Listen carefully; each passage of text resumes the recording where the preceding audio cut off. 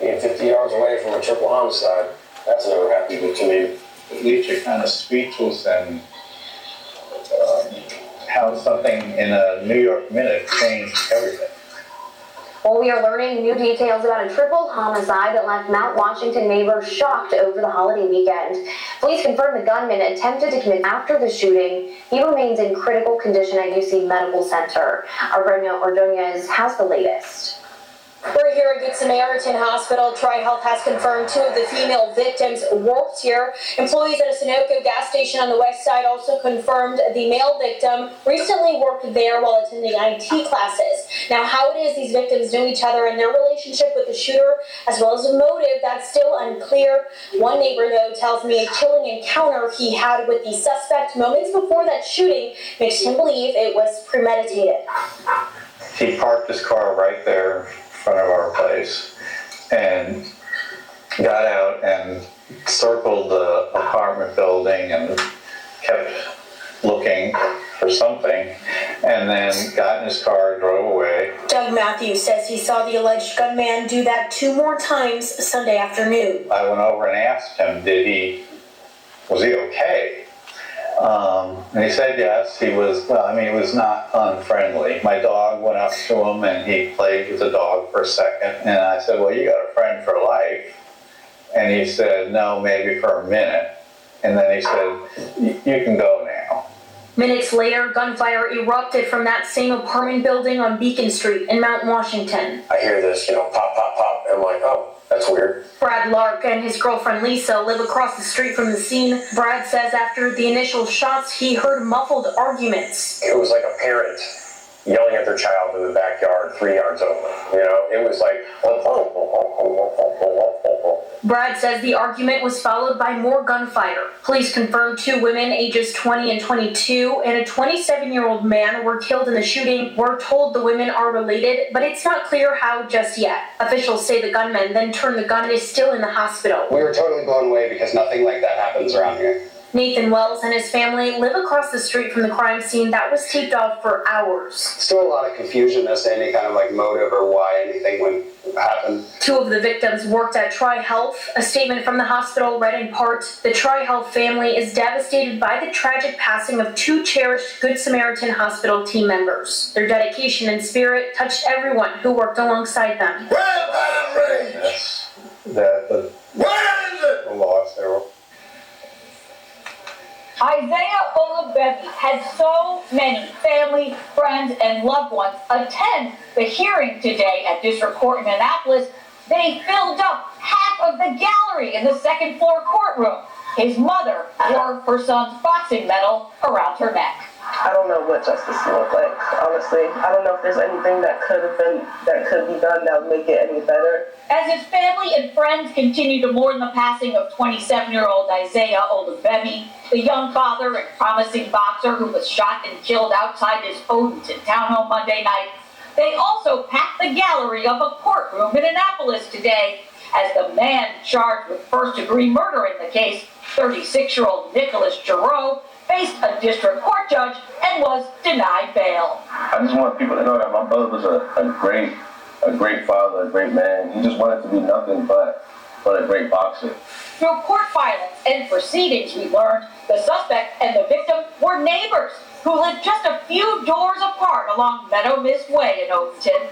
Police say the crime was captured on a nearby security cam, and that footage and witness accounts helped ID Giroux as the shooter. Olubebi's sister, Rebecca, was filming a makeup video when the gunfire began.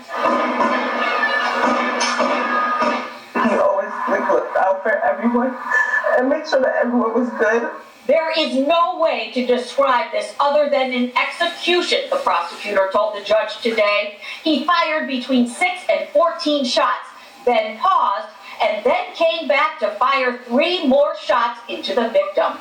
Police also claim Giroux allegedly confessed to the murder and then led investigators to the 9mm handgun he used. Defense attorney Peter O'Neill today hinted at the importance of the backstory here. There has been a systematic harassment of Mr. Giroux by individuals in the neighborhood that precipitated the situation. situation.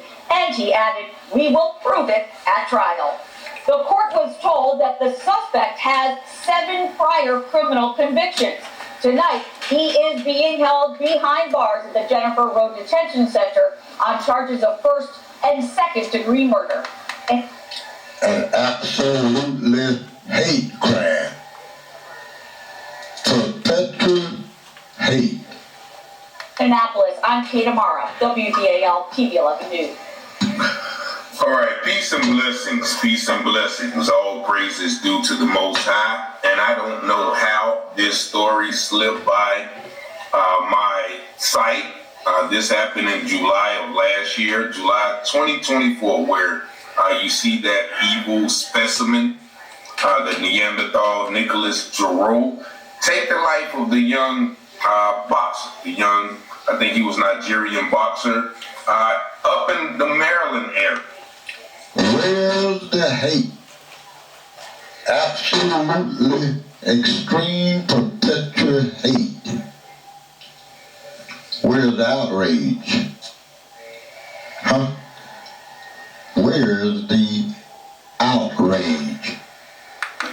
It said that he walked up to the guy, shot him 6 to 14 times, turned around, then walked back and put 3 more bullets in him. And you heard the news reporter say he was blatant and bold enough to confess to officers and lead them back to the murder weapon.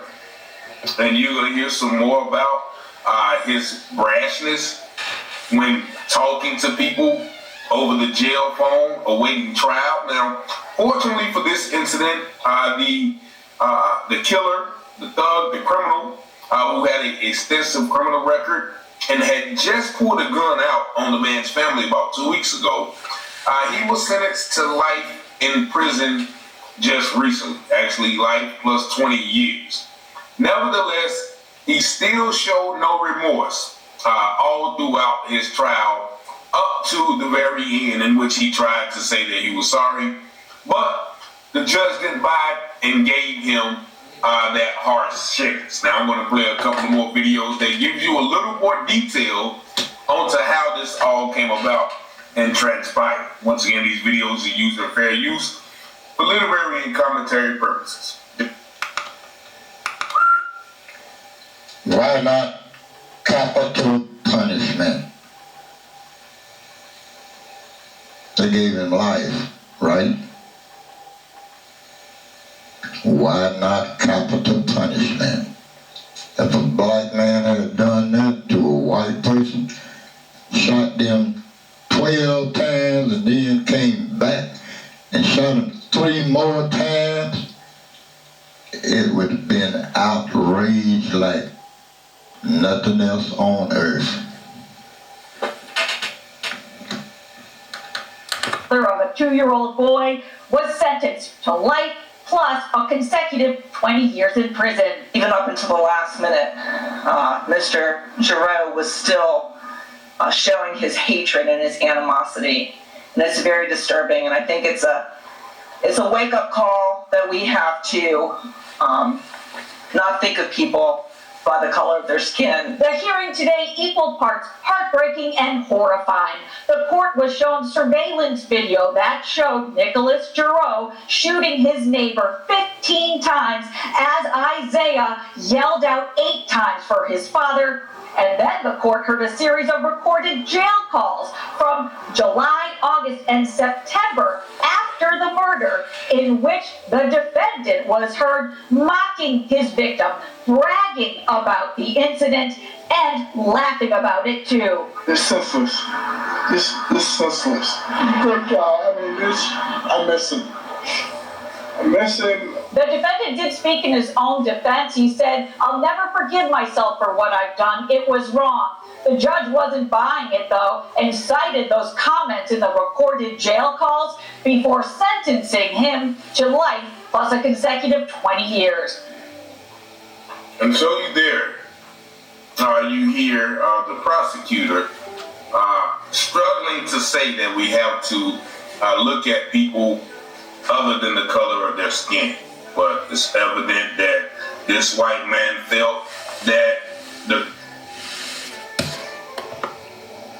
business owners have to. It's evident that this white man felt that his color, the color of his skin, made it justified to take this man's life. So much so that he laughed about it during jail calls. And I'm going to tell you some of those statements that he said after I played this last video. And this one tells you a little bit about the history of, or the so-called history and the reasonings behind why the evil killer, Nicholas, felt it was necessary to take this young man's life. Just watch. The prosecutors say the shooter, Nicholas Giroux, had been upset for years because he felt his neighbors were making too much noise, and that is why last year that shooter went over to the house with a gun and shot Isaiah Olubemi 14 times. Today in court, we heard jailhouse calls in which the shooter bragged to his friends about killing the up-and-coming boxer. Isaiah Olubemi had dreams of being a professional boxer and also loved spending time with his young son. In May of last year, he had reached a big milestone, winning a prestigious Golden Gloves national championship. Olubemi would be shot and killed by his neighbor just 3 weeks later. The world lost a gem. I can tell you that without any doubt. It's the loss for the world because Isaiah had so much to offer. And he was just cut short at the prime of his life. The family's neighbor, 36-year-old Nicholas Giroux, later pled guilty to first-degree murder. Prosecutors say he had also threatened the family with a gun just a few weeks before that because he felt they were making too much noise. According to prosecutors, Giroux assumed with no evidence that the family was selling drugs. Court records showed Giroux himself had several prior drug charges in Virginia on the night of the murder. The victim's sister was filming a makeup video when Giroux opened fire outside. When he became a father, he wanted to, he sought God even more. Because he just wanted to be the perfect father for Zayden. He was a great example. Today in court, prosecutors played recordings of jailhouse calls between Giroux and his friends, where he said, "This is what happens when you expletive with my sleep schedule. You don't wake me up. I just did the state of Maryland an expletive favor. I still want my Medal of Honor." And he also bragged about how the victim was screaming for his dad. This wasn't just a murder, this is a murder with a man filled with rage and hate in his heart. That's what's so tragic about this, to think that you're doing a favor because you're getting rid of somebody from another race or another origin. That's a very senseless and tragic part of this. Today in court, the judge said he believes Nicholas Giroux has no remorse as he sentenced him to life plus 20 years in prison. Now, Giroux's defense attorney tried to argue his client has changed and has been going to Bible study to try and be a better person. However, just 2 weeks ago, Giroux sent a letter to the judge in which he said he feels the victim's family is, quote, undermining the sovereignty of America. The judge, responding today, said he feels Giroux has not changed and that Giroux continues to view himself as a vigilante. Reporting outside the Anne Arundel County Courthouse, Amy Cho, News 4. The audacity of him 2 weeks before the sentencing telling the judge this man's family is the problem. After you have took this man's life, and the audacity talking about the state owes him a favor for taking that man's life. He wants a Medal of Honor. That is what happens when you F with my sleep schedule. Don't wake me up. He was screaming for his dad. This is the audacity of whiteness that say, okay, well, if I can't sleep, you gotta die. And you heard them try to portray this young up-and-coming boxer who had just won an amateur medal, saying that his family was drug dealers. That normal stereotype that justifies police killing of us. So he had drugs, he had guns, trying to criminalize him. Now, I can just imagine that sister, when she's making a makeup video on TikTok or whatever, hearing those gunshots and just thinking, oh, somebody's shooting outside. Not knowing that it was a neighbor taking the life of her 27-year-old brother, the father of one. A black man who was doing everything possible to stay positive and make something out of himself, to do something for his family, and possibly even this country, and being a professional or maybe an Olympic boxer. And this criminal, thug, degenerate, drug addict takes it upon himself to take his life because the music was too loud. It reminds me of that situation that happened in Florida some years back, where 3 teens, a white guy got out of his car and shot 3 teens and told them, to turn their music down. Yeah, I remember that one too very well. America. So, luckily for us this time that the man, got what was coming to him. But we still have to be aware that these people are out here, and they are just as bold and brave to tell the police and the judge, yeah, I did it, but it is them who is America's problem. Fortunately, we're not living in the 18 or 1900s when people was able to let that fly. Luckily for us, unfortunately for that family, the judge didn't let that fly as well. But y'all let me know what y'all think about this another act of blatant racism, white supremacy towards black people here in America in this day and age, the year 2025, the year of our Lord. Y'all let me know what y'all think in the comments. Y'all see the number 919-587-7782. Thank y'all for watching, liking, sharing, and subscribing to the channel. And as always, peace and blessings. Peace and blessings. Scripture says